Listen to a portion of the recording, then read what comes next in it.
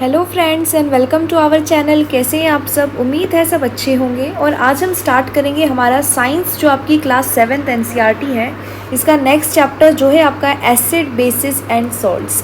इससे पहले के चैप्टर्स हम बहुत ही अच्छे तरीके से कंप्लीट कर चुके हैं और आज इसे भी हम कंप्लीट कर देंगे।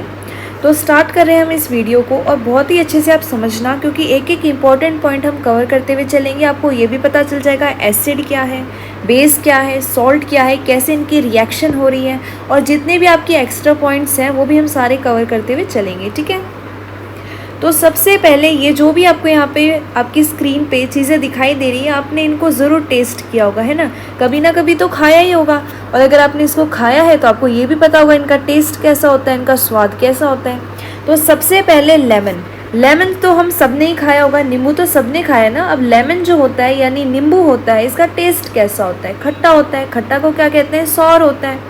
खट्टा होता है सॉर, बिटर होता है कड़वा, और स्वीट होता है मीठा। तो नींबू कैसा होता है? लेमन होता है सॉर यानी कि खट्टा। नेक्स्ट है टेमरिड, और जो टर्मरिड है, अब इसे टेमरिड कहते हैं। तो ये कैसी होती है? इसका टेस्ट कैसा होता है? यानी इमली जो होती है, इसका टेस्ट कैसा होता है? इमली भी खट्टी होती है, यानी इमली भी कैसी होती है? सॉर होती है। फिर हम बात करते हैं शुगर की। अब शुगर होती है चीनी। अब चीनी भी सबने खाई है, कैसी होती है? चीनी मीठी होती है, यानी स्वीट होती है। फिर कर्ड कैसी होती है? यानी दही कैसी होती है? दही भी खट्टी होती है, यानी सॉर होती है। तो दही कैसी होती है? सॉर होती है। विनेगर कैसा होता है? हो सकता है आप में से किसी ने विनेगर जो है वो टेस्ट ना किया हो, क्योंकि जनरली हम इसको डायरेक्टली कंज्यूम नहीं करते हैं ना, ये अलग अलग चीज़ों में यूज़ होता है। तो जो विनेगर है ये खट्टा होता है। कैसा होता है? विनेगर सॉर होता है। विनेगर सॉर होता है आपका, यानी खट्टा होता है। तो लेमन कैसा होता है हमारा? फिर से रिवाइज करते हैं। लेमन हमारा सॉर होता है, टर्मरिड हमारी सॉर होती है, शुगर हमारी क्या होती है? स्वीट होती है। और उसके बाद हमारे पास है कर्ड यानी दही, वो हमारी सॉर होती है। और हमारा विनेगर कैसा होता है? सॉर होता है, यानी कि खट्टा होता है। अब ये टेस्ट हमने क्यों समझे? क्योंकि टेस्ट के अकॉर्डिंग ही हम पता कर सकते हैं कि कोई भी चीज़ क्या है, एसिड है या बेस है। ठीक है, अभी देखते हैं आगे कैसे करेंगे भाई पता हम कि कोई चीज़ एसिडिक है या बेसिक है। और सबसे पहले तो आपको ये बताऊंगी मैं एसिड होता क्या है और बेस होता क्या है। जब आपको पता होगा ये है क्या चीज़, तभी तो आप इनको फाइंड आउट करोगे कि ये है या फिर नहीं है ना। तो सबसे पहले हम जो एसिड एंड बेसिस है, इसके अंदर हम शुरू करेंगे एसिड। आप सब ने एसिड जो है ये वर्ड बहुत बार सुना होगा, और अब तक नहीं सुना तो अब सुन लो। तो एसिड क्या होते हैं? एसिड वो सारे सब्सटेंसेस होते हैं जो खट्टे होते हैं। कैसे होते हैं? सॉर होते हैं। उनके अंदर क्या होता है? एसिड होता है। अब एसिड जो एसिड वर्ड है यानी शब्द है एसिड, ये एक लैटिन वर्ड से है एसीन। किस वर्ड से है? एसीन। और एसीन का मतलब ही क्या होता है? सॉर होता है, यानी कि खट्टा होता है। तो ऐसे जितने भी हमारे पास चीज़ें हैं जो खट्टी होती हैं, उनके अंदर क्या होता है? उनके अंदर एसिड होता है। एसिड भी अलग अलग टाइप के होते हैं, वो हम लास्ट में एक बार थोड़ा सा पढ़ेंगे उसके बारे में, क्योंकि आपके लिए जो इम्पोर्टेंट है सबसे पहले आपको वो पढ़ना है। तो एसिड क्या है? एसिड खट्टे होते हैं, और लैटिन वर्ड से आया है एसीन। एसीन से आया है एसिड वर्ड, जिसका मतलब क्या होता है? सॉर होता है, यानी कि खट्टा होता है। अभी हमने देखा था कि जो लेमन होता है यानी नींबू होता है वो खट्टा होता है। तो जो लेमन जूस होगा यानी नींबू का जो जूस है वो भी कैसा होगा? खट्टा होगा। अगर वो खट्टा है तो वो क्या है? एसिड है। अभी हमने देखा एसिड खट्टे होते हैं। कर्ड क्या है? कर्ड भी हमारी खट्टी होती है। दही खट्टी होती है ना, तो दही में भी एसिड है। विनेगर भी हमने देखा खट्टा होता है, तो विनेगर भी क्या है हमारे पास? विनेगर भी हमारे पास एसिड है। तो जितनी भी चीज़ें आपकी खट्टी होती है उनके अंदर किसी ना किसी टाइप का एसिड होता है। ठीक है, इसके बाद आता है हमारे पास टॉपिक बेसिस। अब बेसिस क्या होते हैं? हमने ये देखा एसिड होते हैं हमारे पास खट्टे, और बेसिस हमारे पास होते हैं बिटर। बिटर का मतलब क्या होता है? कड़वा। बिटर होता है कड़वा। तो बेसिस कैसे होते हैं? बिटर होते हैं, कड़वे होते हैं। ऐसे याद रख लो, B for basis, B for bitter. B for basis, B for bitter. यानी बेसिस कैसे होते हैं? बिटर होते हैं, कड़वे होते हैं टेस्ट के अंदर।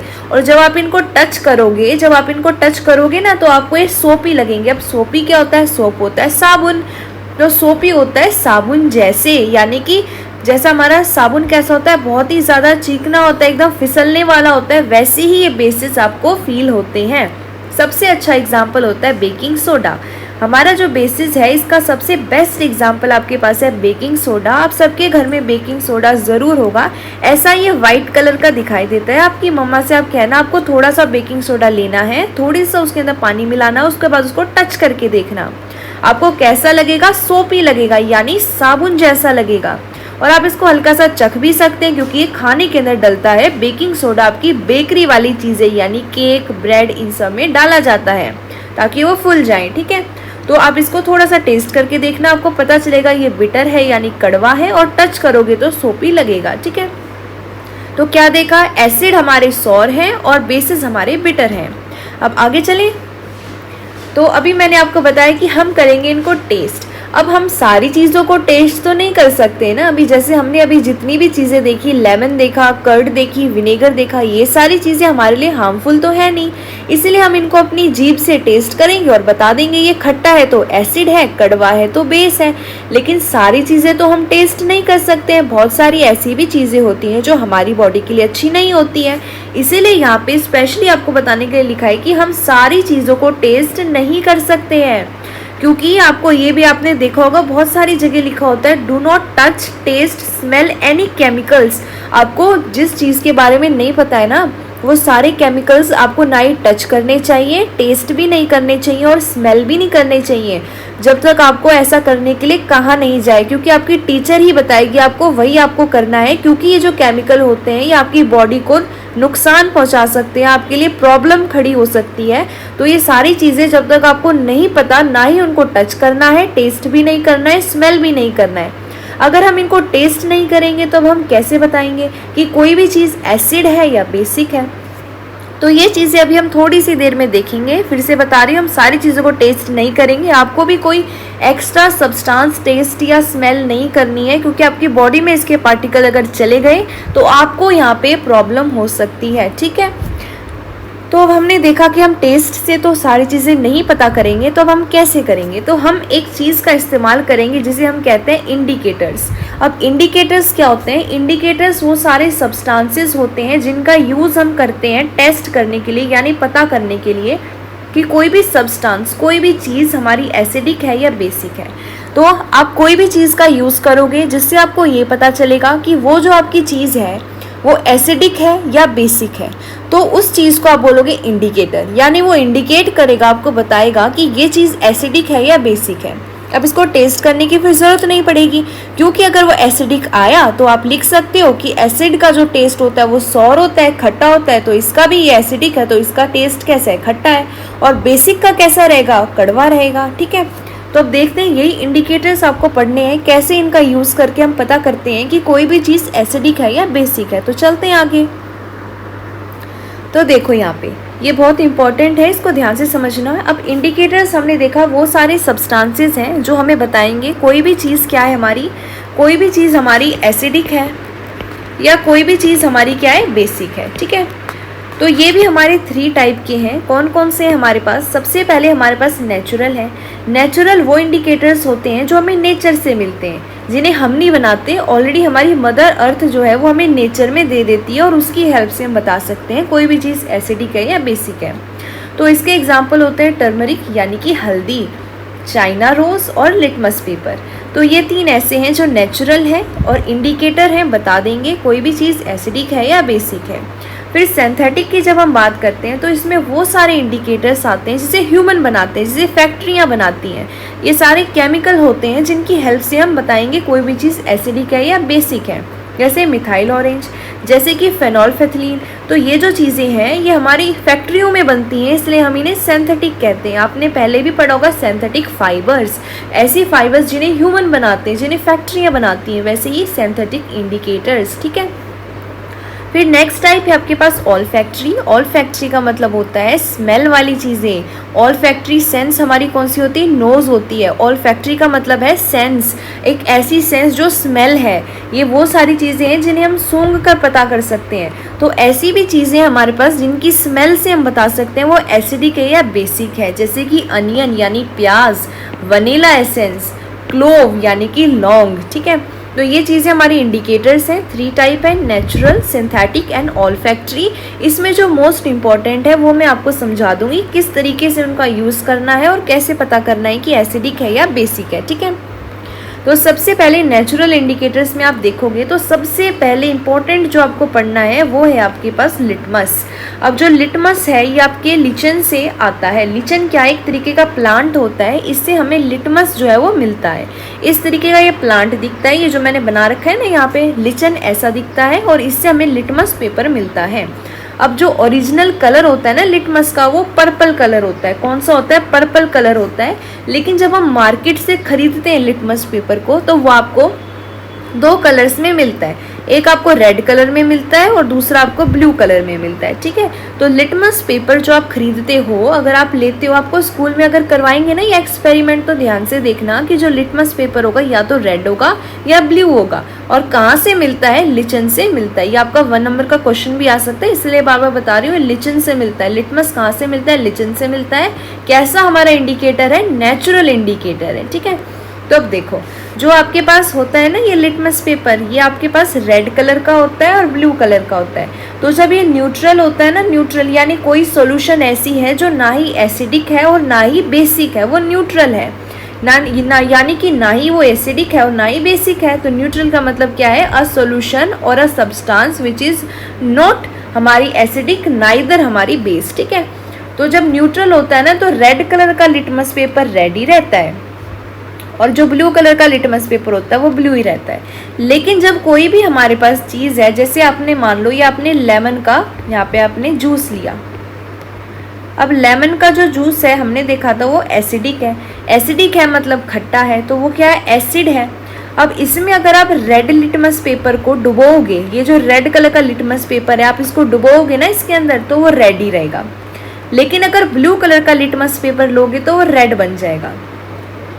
अगर आप ब्लू कलर का लिटमस पेपर लोगे तो कैसा बन जाएगा, ये देखो पहले ब्लू था ये, जब हमने इसको अंदर यहाँ पे डाला किसके, लेमन जूस के, जो एसिड है, तो ये रेड कलर का हो गया।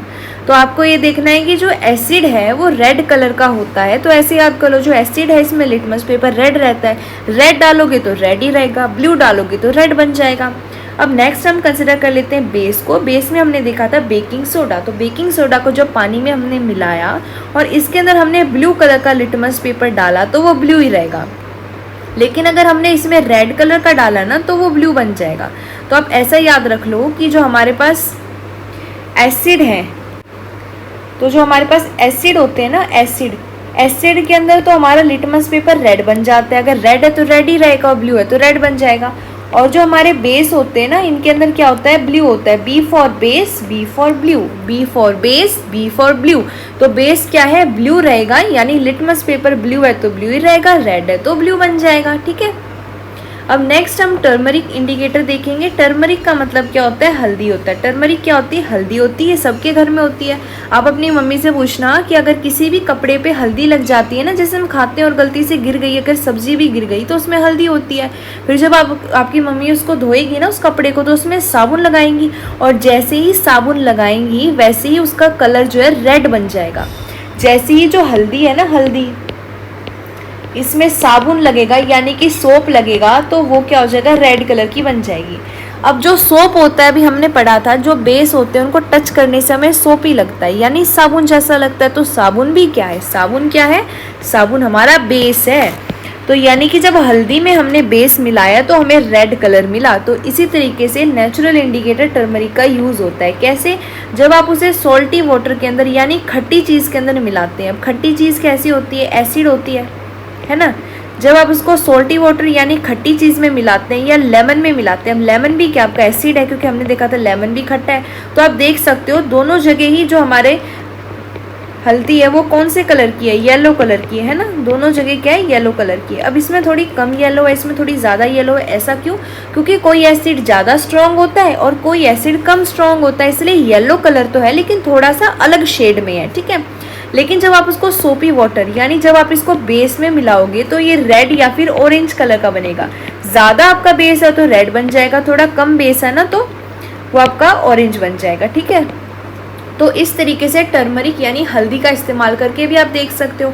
आप देखना, ठीक है, आप किसी कपड़े के ऊपर या थोड़ी सी हल्दी लेना, किसी कटोरी में हल्दी लेना, उसमें आप क्या करें, नींबू निचोड़ देना।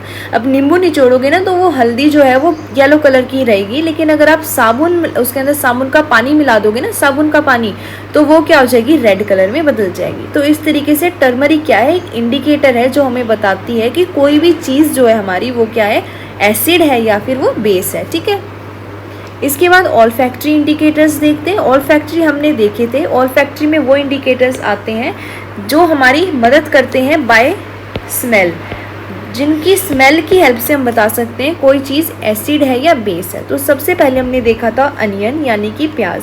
तो प्याज में क्या होता है, अगर आप प्याज को एसिड के साथ मिलाओगे ना तो प्याज की स्मेल आएगी, लेकिन बेस में मिलाओगे तो प्याज की स्मेल जो है वो चली जाएगी। इसी तरीके से जब वनीला एक्सट्रैक्ट की बात करते हैं ना, और जब हम इसे एसिड में डालेंगे तो इसकी स्मेल रहेगी, लेकिन इसको बेस में डालते इसकी स्मेल चली जाएगी। ऐसे ही क्लोव ऑयल होता है, क्लोव ऐसी दिखती है, इसका इस्तेमाल चाय में करते हैं।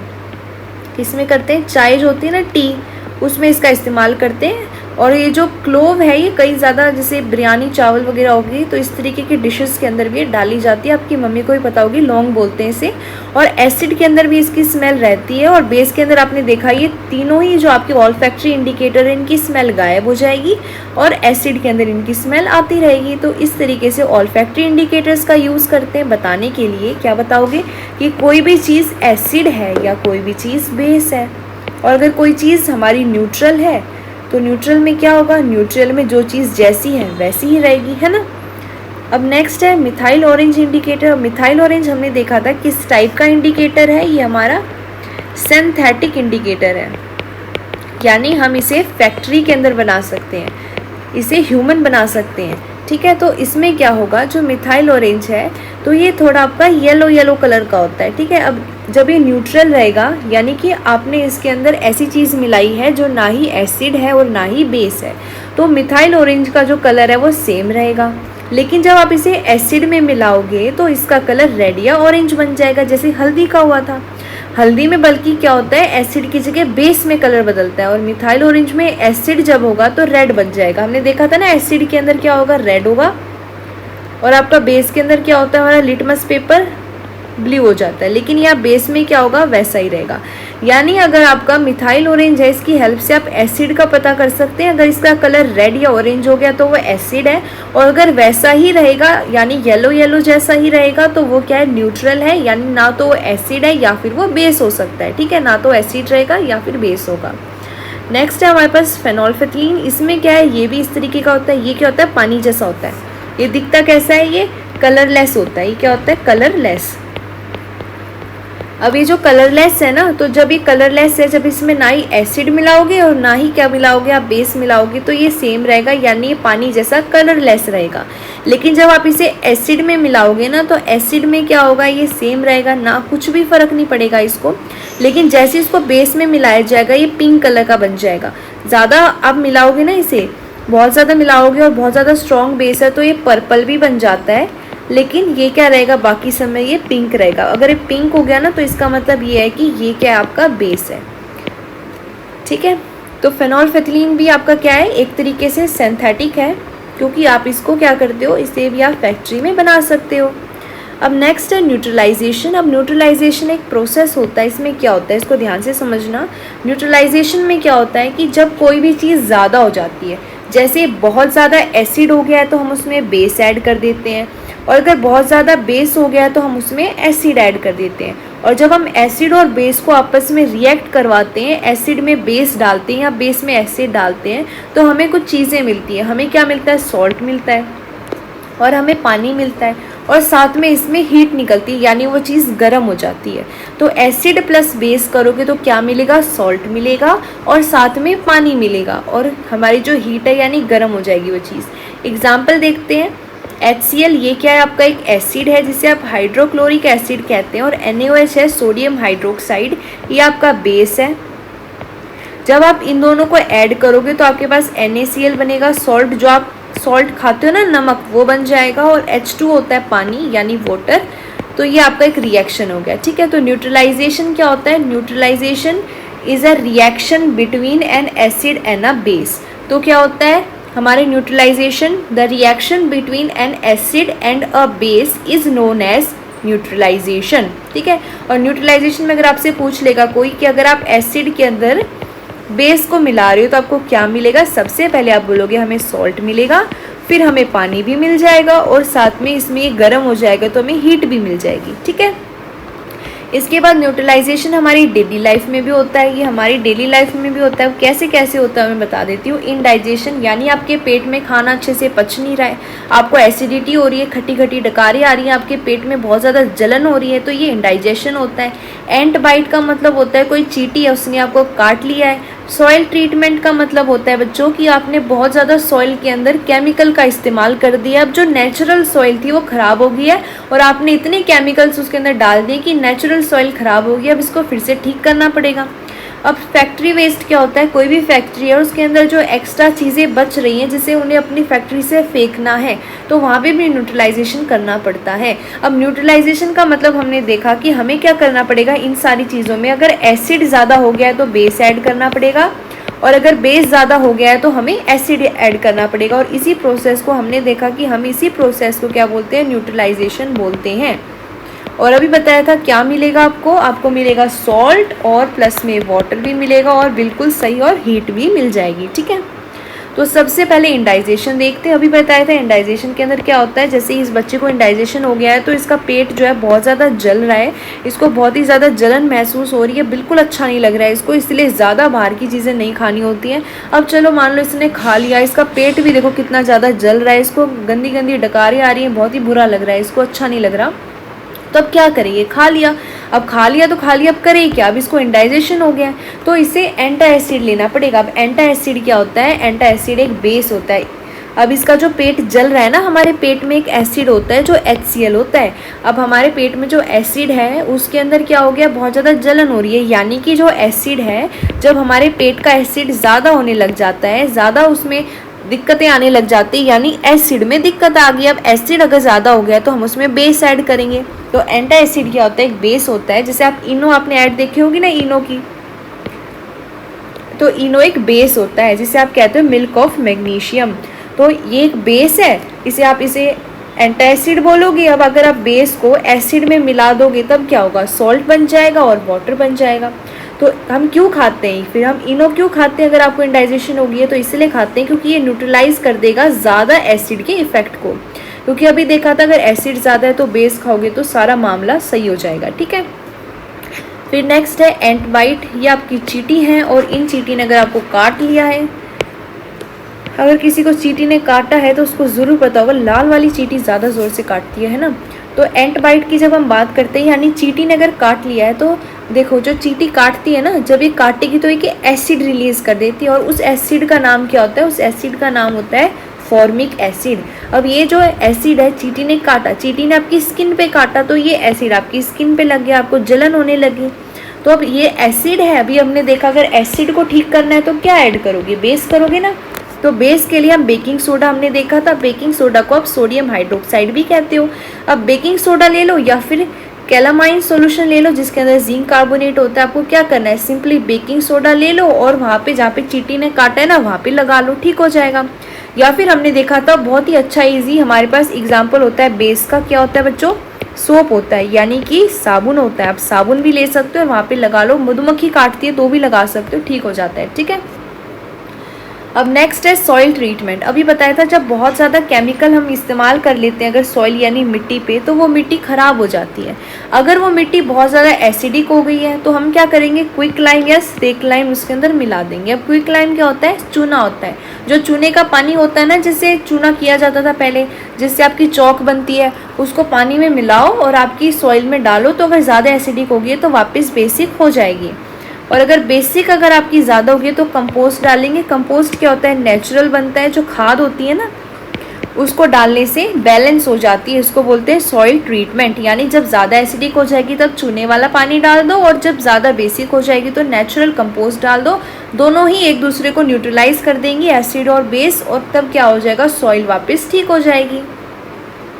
नेक्स्ट है फैक्ट्री वेस्ट। अभी बताया था फैक्ट्री वेस्ट क्या होता है, जब फैक्ट्री वगैरह कोई केमिकल बना रही है, कोई भी चीज़ बना रही है तो उसमें हार्मफुल चीज़ें भी निकलती हैं। तो इसमें क्या होता है, जो फैक्ट्री वेस्ट होता है इसमें ज़्यादातर ऐसा होता है, ऐसी ही हमारे पास वेस्ट निकलती है जिसमें एसिड होता है। अगर जो फैक्ट्री है सीधा ही इस एसिड को पानी में डाल देंगी तो इससे क्या होगा, जो मछलियाँ हैं और जो बाकी ऑर्गेनिज्म है पानी में वो सारे मर जाएंगे। तो इसी वजह से इसको न्यूट्रलाइज किया जाता है। जो फैक्ट्री वेस्ट होता है अब ये एसिड है, यानी इसमें पहले बेस मिलाया जाता है तब जाके इस फैक्ट्री वेस्ट को कहीं पे फेंका जाता है या उसको वापस से रिसाइकल अगर होता है तो किया जाता है। अगर सीधा डाल देंगे तो बाकी जानवर मर जाएंगे ना जो पानी वाले हैं, इसीलिए पहले इसको न्यूट्रलाइज करेंगे, यानी इसमें बेस मिलाएंगे तो ये न्यूट्रलाइज हो जाएगा, यानी ये हार्मफुल कम हो जाएगा, फिर जाके इसको रिलीज किया जाता है। ठीक है, तो ये हमारे पास डेली लाइफ एग्जाम्पल थे किसके, न्यूट्रलाइजेशन प्रोसेस के। न्यूट्रलाइजेशन क्या प्रोसेस था कि हमने एसिड में क्या करना है, हमने एसिड के अंदर बेस यहाँ पे जो है वो मिला देना है, हमें सॉल्ट और वाटर मिल जाएगा।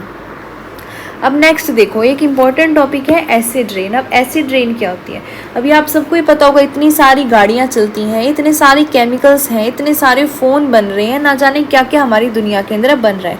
तो सभी चीज़ों में कहीं ना कहीं ऐसे हार्मफुल चीज़ें इस्तेमाल होती हैं जिससे हमारे जो इन्वायरमेंट है उसको नुकसान पहुँचता है। इसके अंदर एक चीज़ है एसिड रेन। एसिड रेन क्या होता है, यहाँ से ध्यान से समझना। ठीक है, देखो अब हमारे पास एक ये साइकिल है, एक तरीके से एसिड रेन की है। अब ये जो फैक्ट्री वगैरह है इसके अंदर कोई भी धुआं निकल रहा है, अब इस धुएं के अंदर हार्मफुल इफेक्ट्स निकल रहे हैं, हार्मफुल गैसेस निकल रहे हैं, जैसे NO2 निकल रही है, SO2 निकल रही है। और ये जो पानी है इसका एवोपरेशन होगा, इसका एवोपरेशन होगा तो होगा क्या, यहाँ से ये गैसेज निकल रही है और यहाँ से ये निकल रही है, दोनों मिक्स हो जाएंगी, HNO3 H2SO4 इस तरीके के एसिड बना लेंगी।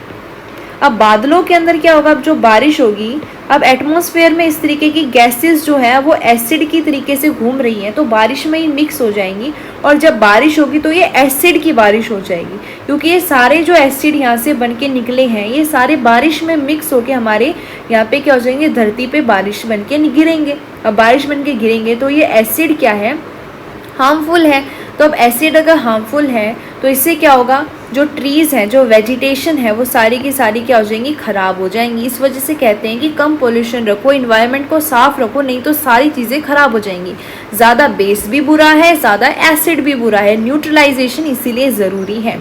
जैसे ये देखो, ये काफ़ी टाइम पहले एक ताजमहल की फ़ोटो ली गई थी। अब इस ताजमहल में कितना वाइट है ना, ताजमहल एकदम वाइट है, लेकिन अब धीरे धीरे इस कलर का होता जा रहा है, येलो येलो जैसा होता जा रहा है, इसकी जो मार्बल है वो ख़राब होती जा रही है। क्यों? क्योंकि अब एसिड रेन होती है जिसकी वजह से ये चीज़ें ख़राब हो रही है, वेजिटेशन ख़राब हो रही है। ये देखो, ये जो क्रॉप दिखाई दे रही है ये ख़राब हो रही है। क्यों? क्या कारण है इसका? Acid rain.